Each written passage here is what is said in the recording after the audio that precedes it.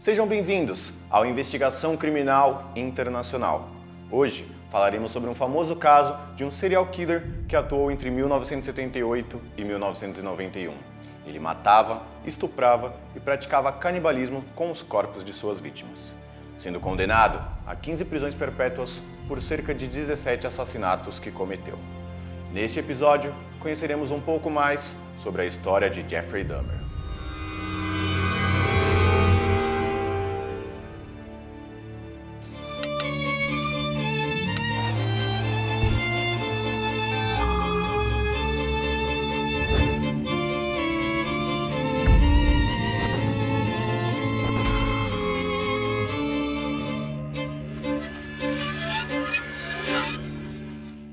Filho de Lionel e Joyce Dahmer, nasceu em Milwaukee, Wisconsin, em 21 de maio de 1960.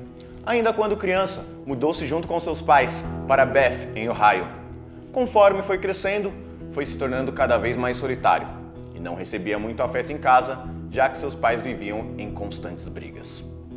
Jeffrey tinha um hobby curioso na infância que chamou a atenção de seu pai. O garoto procurava animais mortos em regiões próximas à sua casa. Pegava as carcaças e as guardava, fazendo experimentos com elas no laboratório do pai. Lionel estranhou, mas pensou que poderia ser algo normal para a idade do filho, sendo apenas curiosidade do garoto. Jeffrey mantinha carcaças de inseto em frascos com substâncias para preservar os corpos. Em um episódio em que foi pescar, abriu um peixe somente para poder ver como o animal era por dentro. Na escola, Jeffrey tinha boas notas, jogava tênis e tocava clarinete, mas, com cerca de 15 anos, começou a beber. Na mesma época, o garoto começou a ter constantes fantasias sexuais e descobriu a sua homossexualidade. Tempos depois, disse que bebia para poder esquecer os pensamentos de suas fantasias, mas acabou virando alcoólatra, chegando inclusive a beber dentro da escola. Com 18 anos, próximo a se formar no ensino médio, passou a ter fortes fantasias sexuais com um rapaz que corria todos os dias próximo à sua casa. Dahmer desejava ter poder sobre o rapaz, deixando-o submisso para que pudesse controlá-lo. Confessou ter cerrado um taco em uma manhã. Esperou escondido em um mato até o rapaz aparecer. A intenção era acertá-lo e deixá-lo inconsciente para assim poder realizar suas fantasias. Porém, naquele dia, o rapaz não apareceu, frustrando os planos de Jeffrey. Seus pais se separaram no mesmo ano, em 1978. Com isso, Jeffrey se viu ainda mais solitário, pois seu pai foi expulso de casa pela mãe e passou a morar em um hotel de beira de estrada. Já a sua mãe, que devido a problemas de saúde tinha vícios em remédio, acabou se mudando para Wisconsin, junto com seu irmão mais novo, David Dahmer, deixando o primogênito do casal sozinho na residência. Em 18 de junho de 1978, Dahmer avistou um rapaz na beira da estrada pedindo carona. Steven Hicks, um rapaz atlético que estava sem camisa e carregava um instrumento, estava indo a um show de rock e logo atraiu a atenção e o desejo do futuro assassino, que ofereceu carona e o convidou para passar em sua casa e tomar uma cerveja. O jovem não viu problema e foi junto com Jeffrey. Mal sabia ele que estava indo a caminho do final de sua vida. Após algumas conversas e bebidas, Steven disse que iria embora, pois tinha um show para ir. Isso irritou profundamente o anfitrião, que ao notar o jovem caminhando para uma porta, pegou um halter e o acertou na cabeça. O rapaz desmaiou com a pancada e Jeffrey, então, o estrangulou até a morte. Após garantir que o rapaz já não tinha mais vida, Dahmer decidiu tirar a roupa da vítima e se masturbar olhando para o corpo. Jeffrey sabia que precisava se livrar do corpo, mas o deixou por alguns dias na parte de baixo de sua casa, em um espaço no fogo. Quando decidiu se livrar do cadáver, usou uma faca para cortar os braços, as pernas e a cabeça, deixando esta reservada consigo para lembrar do fato. Após esquartejar o corpo, colocou os pedaços em um saco de lixo, pôs os sacos no porta-malas do carro e foi em direção a um penhasco, próximo à sua casa, para descartá-los. No caminho, foi parado por um policial, que havia estranhado a forma que o garoto dirigia. Dahmer fez um teste de bafômetro e, ao ser perguntado sobre o que havia nos sacos de lixo, afirmou que eram coisas dos seus pais, que estavam se divorciando e que ele iria jogar fora, para não pensar na separação. O policial estranhou, porém sem inspecionar os sacos, liberou o garoto, que percebeu o seu poder de manipulação. Jeffrey, então, dissecou ainda mais o corpo de Steven e espalhou os pedaços em uma floresta local, tendo também o cuidado de se livrar dos objetos pessoais da vítima, assim como a faca que utilizou no esquartejamento. Logo depois que Dahmer terminou o ensino médio, seu pai entrou em contato para dizer que iria se casar novamente. Ao descobrir que o filho estava morando sozinho, o pai, junto com a noiva, resolveu retornar para a casa em que Jeffrey estava. Lá, Lionel encontrou diversas garrafas vazias e percebeu que o filho estava com problemas com bebidas. Com isso, decidiu se mudar para Ohio e levar o filho consigo, inscrevendo Jeffrey na Universidade Estadual de Ohio. Com cada vez mais problemas com bebida, Jeffrey não levava os estudos a sério. Ele frequentou as aulas por apenas 3 meses, com muito mais faltas do que presenças. Seu pai, então, o convenceu a tomar um novo rumo, alistar-se ao exército. No exército, Dahmer serviu a Alemanha durante 2 anos, atuando na área médica, onde aprendeu ainda mais sobre o corpo humano. Essa prática, somada aos conhecimentos que havia adquirido quando criança, com as experiências no laboratório do seu pai, foi essencial para o manuseio e o armazenamento dos corpos das suas futuras vítimas. Após servir por 2 anos, ele retornou aos Estados Unidos envergonhado, pois havia sido expulso do exército pelo excesso de bebida, inclusive sendo acusado de assédio por 2 colegas da corporação. Sem querer enfrentar o pai após o novo fracasso, Jeffrey passou a morar em um hotel e conseguiu alguns empregos para se manter. Após um tempo, tendo gasto o dinheiro que conseguira com bebidas e chegando a ser demitido por desordem e embriaguez, resolveu ligar para o pai, pedindo que o aceitasse de volta. Lionel aceitou seu filho de volta, mas após semanas morando junto e o comportamento de Jeffrey não mudar, o pai aconselhou o filho a ir morar com a avó em West Allis, no leste de Wisconsin, com quem Jeffrey tinha um bom relacionamento. Inicialmente, a estadia com a avó foi tranquila. Dahmer fazia as tarefas da casa e acompanhava a avó em idas à igreja. Após um tempo buscando, Jeffrey chegou a conseguir um emprego, mas foi demitido 10 meses depois, o que fez ele passar a viver com o dinheiro que recebia da avó.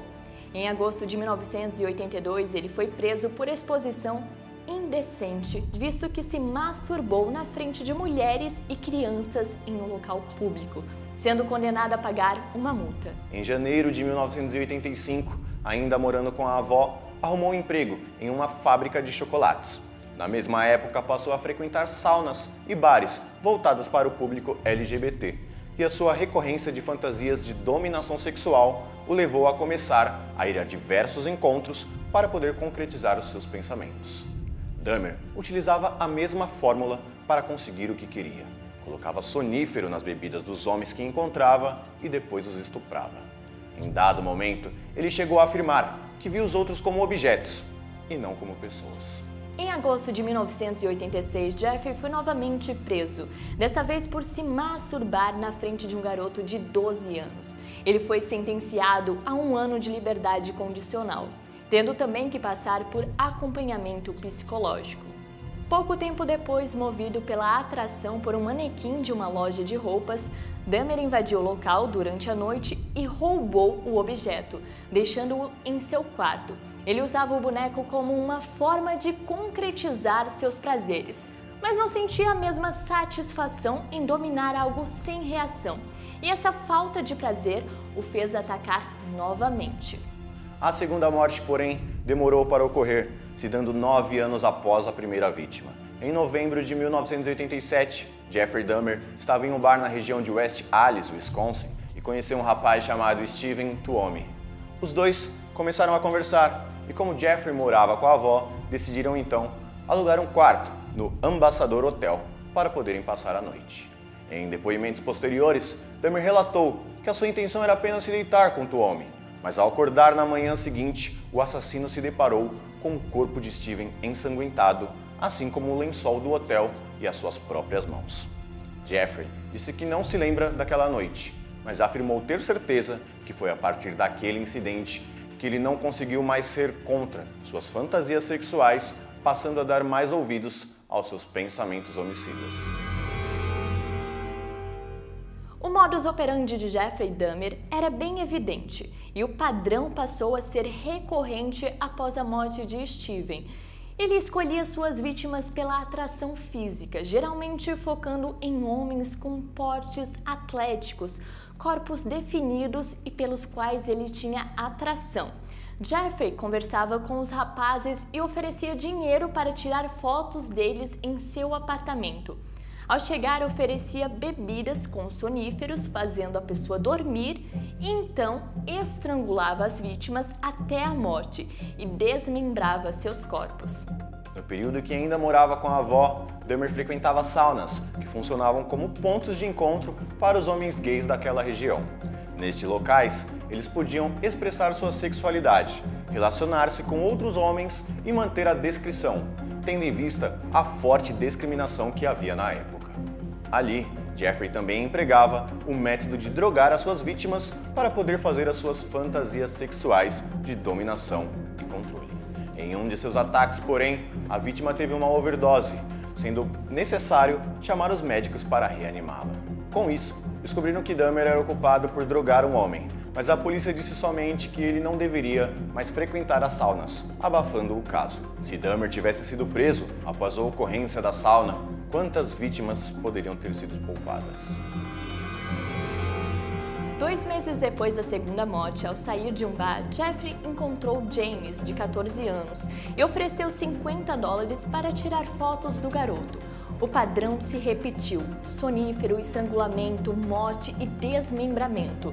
Em seguida, Dahmer se deitou com o corpo e, ao acordar, preparou um café da manhã e comeu junto com sua avó, mostrando total indiferença perante o fato que, horas antes, havia matado um garoto de apenas 14 anos. Ele manteve o cadáver do garoto na despensa e, quando ficava sozinho em casa, usava o corpo sexualmente.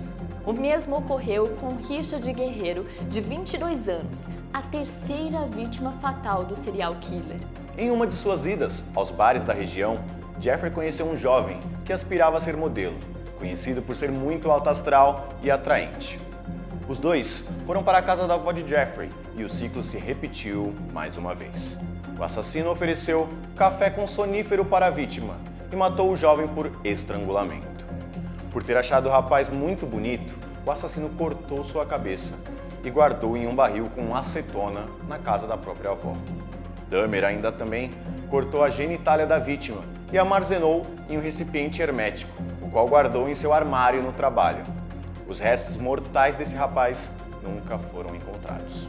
A partir de então, Dahmer passou a atacar de forma ainda mais frequente. No ano de 1990, ele se mudou para o apartamento de número 213, que ficou muito conhecido após a sua captura. Nesse apartamento, matou Raymond Smith, um michê de 32 anos, tirando várias fotos do corpo do homem com uma câmera Polaroid. Edward Smith, de 27 anos, e Ernest Miller, de 22 anos, foram outras duas vítimas do assassino no apartamento. Conerak quase conseguiu escapar de Dahmer. Após drogar o garoto, Dahmer perfurou o crânio dele e no local colocou ácido muriático, na intenção de deixá-lo consciente, mas em um estado zumbificado.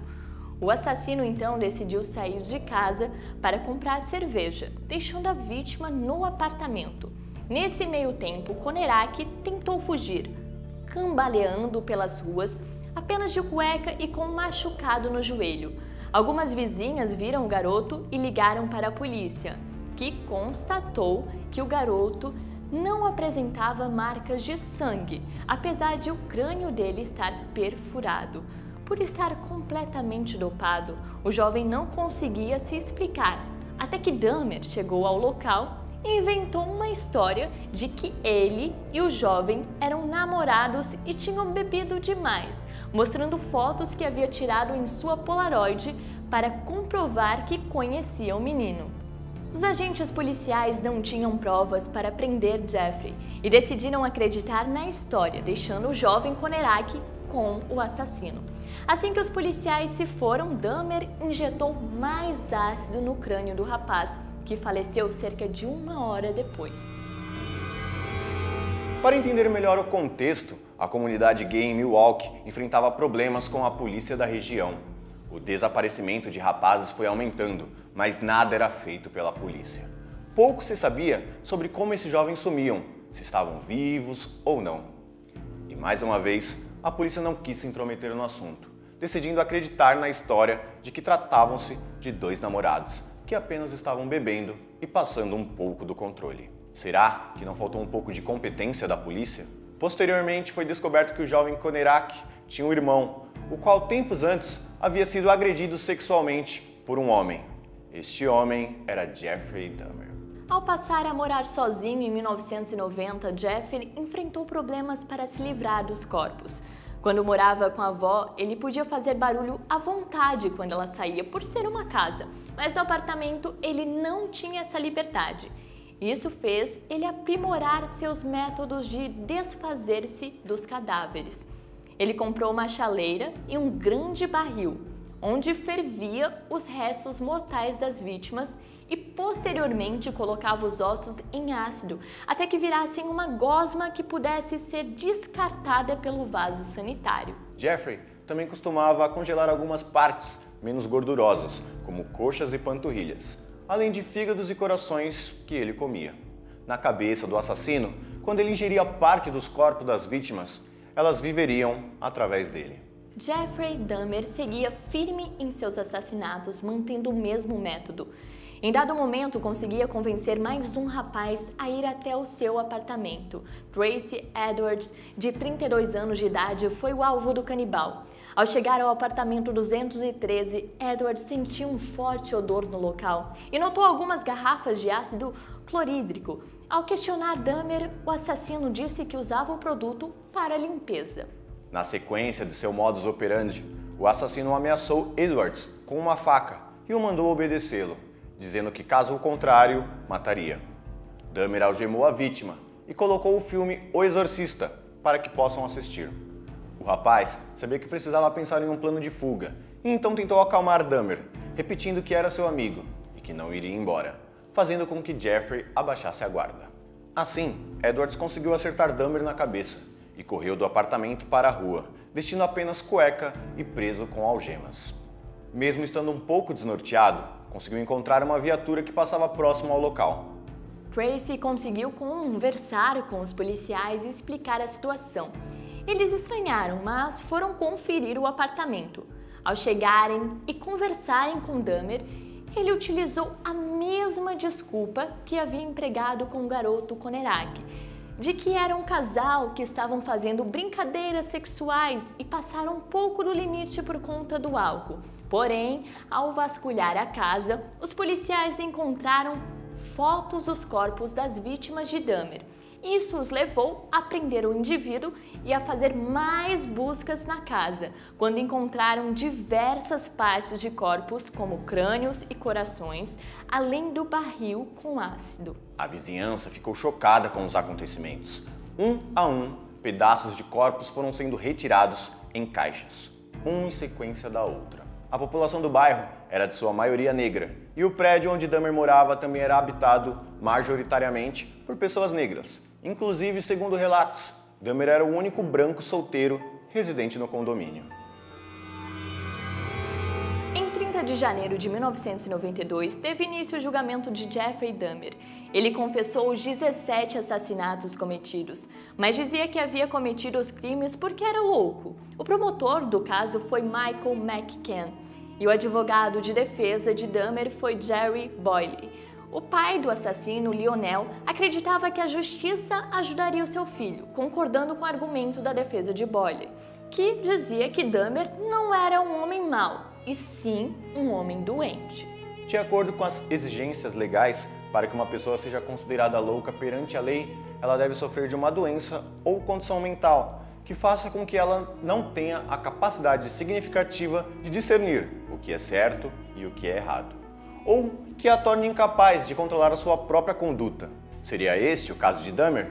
Ou apenas ele era alguém que não sabia lidar com os padrões impostos pela sociedade e descontava isso em seus crimes. Para dar mais credibilidade ao seu argumento, a defesa chamou um psiquiatra forense de Chicago para participar do caso. No tribunal, o doutor disse que a estrutura de personalidade do réu e o seu modo de ver o mundo e a si mesmo era diagnosticável e atendia aos critérios de transtorno de personalidade esquizotípica e limítrofe. Ou seja, segundo ele, Dahmer queria freneticamente fugir da sua realidade de abandono e por isso mantinha os crânios e os corpos consigo, visto que assim não seria abandonado por eles. Já a promotoria chamou o psiquiatra forense, Dr. Park Dietz, para avaliar Jeffrey Dahmer, o profissional que afirmou que o assassino tinha a capacidade de não matar as vítimas e que não havia uma força maligna que obrigava ele a matar, citando como argumento o fato de que quando a pessoa aceitava ficar mais tempo com Jeffrey, ele não a matava. Portanto, eles tinham a escolha de matar ou não. Outro argumento da promotoria foi de que Dahmer sabia que o que fazia era errado, por isso sempre tomava cuidado para não ser pego. Fechava as cortinas, trancava as portas e colocava câmeras de segurança falsas para que ninguém entrasse em seu apartamento enquanto ele não estivesse. Além disso, citaram o fato de que ele bebia constantemente para não ficar inibido e acabar mudando de ideia, sugerindo que tinha consciência de seus atos. O julgamento durou 2 semanas. O pai e a madrasta de Jeffrey foram todos os dias acompanhar o processo. Com a presença de repórteres, noticiários e familiares das vítimas, foram dias tensos e de muito movimento no tribunal. Assim, após a apresentação das provas e dos argumentos, o júri tomou sua decisão. Antes de anunciar a decisão, o juiz perguntou se Jeffrey gostaria de dizer algo, e o temido serial killer se levantou calmamente, se dirigiu até ao púlpito e proferiu as seguintes palavras. Abre aspas. Nunca foi um caso de tentar se libertar. Francamente, queria a morte para mim e não odiava ninguém. Eu sabia que estava doente ou malvado, ou ambos. Hoje, eu acho que estava doente. Eu assumo toda a culpa pelo que eu fiz. Machuquei muita gente. Machuquei minha mãe, meu pai e minha madrasta. E eu os amo muito. Espero que encontrem a mesma paz que eu procuro. Fecha aspas. Após o júri considerar que Jeffrey Dahmer estava são no momento dos crimes, em 17 de fevereiro de 1992, o juiz condenou o canibal de Milwaukee a 15 prisões perpétuas. Dahmer, então, foi levado à penitenciária de Columbia, em Wisconsin. O juiz determinou que todos os itens que Jeffrey tinha em seu apartamento fossem leiloados e todo o dinheiro fosse dividido entre os familiares das vítimas. O empresário filantrópico Joey Zilber comprou todos os itens e os mandou destruir em um aterro sanitário. Ainda juntou dinheiro com outros empresários e levantou mais fundos para ajudar as famílias afetadas. Jeffrey cumpriu sua pena em Portage, Wisconsin, na instituição de correção de Columbia. Lá, ele ficava na área da solitária, pois guardas sabiam que muitos prisioneiros gostariam de ter a chance de ficar conhecidos por assassinar um dos serial killers mais famosos dos Estados Unidos. O rapaz passou a ler as escrituras da Bíblia e se declarou cristão, chegando a dizer que havia nascido de novo. Após um período de bom comportamento, pediu para ser transferido a uma ala com outros presos para poder socializar. Apesar do receio de ataques, foi concedida a transferência dele para um setor de prisioneiros com problemas emocionais, que tinham certas liberdades, como ter algumas aulas e assistir a algumas palestras. Assim, Jeffrey faria as refeições com outros presos e teria algumas obrigações a cumprir. Logo após retornar ao convívio social, o velho Jeffrey Dahmer estava de volta. Ameaçava morder seus companheiros e guardas e usava pedaços de suas refeições para moldar partes de corpos humanos, inclusive utilizando molho para simular sangue. Em julho de 1994, um prisioneiro atacou Jeffrey, tentando matá-lo, mas não conseguiu. Ao ser questionado sobre sua situação, Dahmer disse que não gostaria de voltar à solitária, pedindo para ser novamente colocado junto com outros prisioneiros.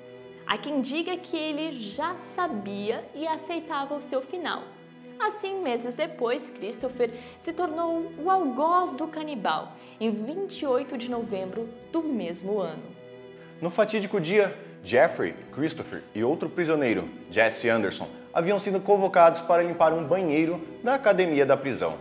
Eis que um dos prisioneiros cutuca Christopher por trás, o assustando, o que gerou risadas entre Dahmer e Anderson.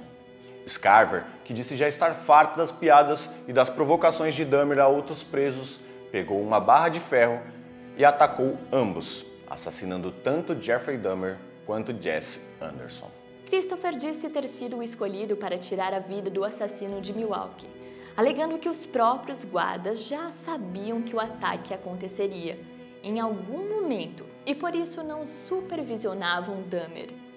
Scarver disse que Jeffrey não reagiu em nenhum momento durante o ataque, chegando a dizer em meio às suas últimas palavras, abre aspas, não me importo se vivo ou se morro, me mate, fecha aspas.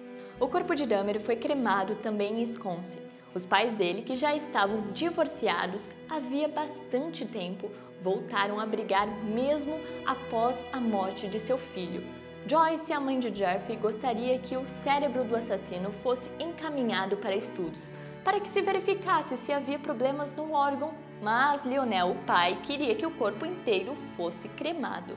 Depois que o corpo foi cremado, inicialmente sem o cérebro, a justiça interveio e determinou que o órgão também fosse cremado.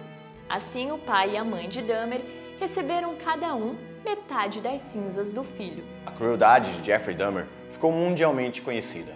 As formas de matar, o armazenamento dos corpos e os atos de canibalismo tornam assassinatos ainda mais brutais. A defesa alegou insanidade, mas e você? O que acha? Há diferentes vídeos, filmes, séries e conteúdos sobre o caso. Dahmer, o Monstro, série produzida pela Netflix, ficou muito conhecida, chegando a render prêmios a Evan Peters, que assumiu o papel do assassino. Outra produção muito elogiada é a série documental Conversando com um Serial Killer, o Canibal de Milwaukee, em que uma das advogadas de defesa, Wendy Patricus, escuta a história e os relatos de Jeffrey Dahmer. O que nos resta é aprender com o caso. Muitas famílias sofreram com o sumiço e a morte de seus entes.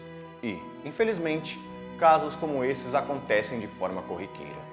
Se o mal existe ou não, a gente pode questionar, mas que pessoas cruéis estão por aí, não se pode duvidar. Nos vemos no próximo Investigação Criminal Internacional.